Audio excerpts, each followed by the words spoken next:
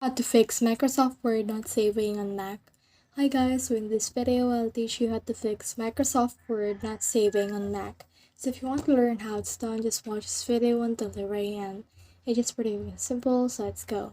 To do that, if you actually head over and see that autosave is off, what you can do is turn it on in order to save automatically your file. So if you have any troubles with that, just head over and save it manually by clicking the file and clicking on the save right here, and then just choose the location wherein you want to save this into.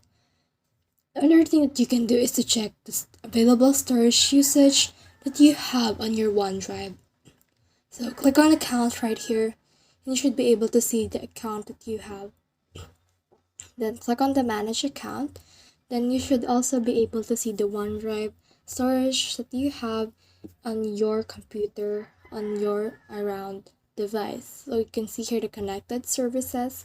Click on this. As you can see, the OneDrive yourself. You can click on this and you should be able to see the available storage remaining for you.